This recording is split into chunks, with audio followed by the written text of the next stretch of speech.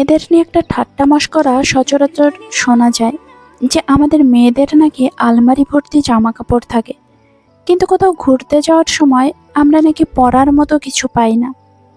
এটা কিন্তু একদম সত্যি কথা। কিন্তু কেন পাই না?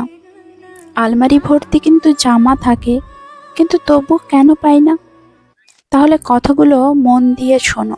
আমাদের আলমারির 20% ড্রেস যেগুলো ঝাঁকানাকা মার্কা, ওগুলো কোনো বিশেষ অনুষ্ঠানে যেমন বিয়েবাড়ি ছাড়া পরা যাবে না।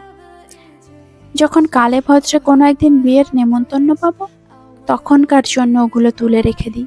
আমাদের আলমারির 30% ড্রেস আমাদের গায়ে ফিট হয় না, তবুও আমরা সেগুলো সযত্নে তুলে রেখে দিই, এই ভেবে যে কোনো একদিন আমরা রোগা পাতলা হয়ে যাব আর সেগুলো আবার পরতে পারবো। আবার কেউ কেউ পুরনো জিনিসের মায়ায় পড়ে সেগুলো ফেলতে পারে না।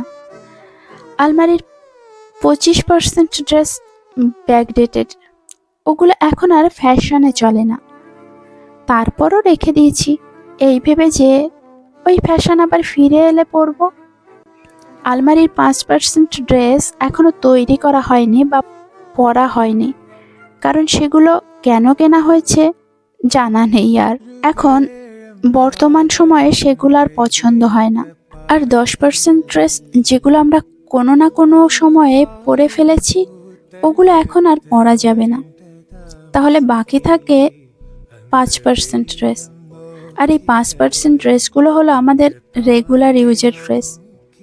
ওগুলো পরে তো বাইরে বেরোনো যাবে না, তাই কখনো বাইরে বেরোতে গেলে মানে ঘুরতে গেলে আমাদের পরার কিছু থাকে না, তাই আমাদের নতুন ড্রেস কেনার প্রয়োজন পড়ে। এবার বুঝতে পারলে আসল ঘটনাটা?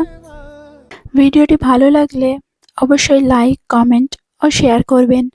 আর আপনি চ্যানেলে নতুন হলে চ্যানেলটি সাবস্ক্রাইব করে পাশে থাকার অনুরোধ রইল। ধন্যবাদ।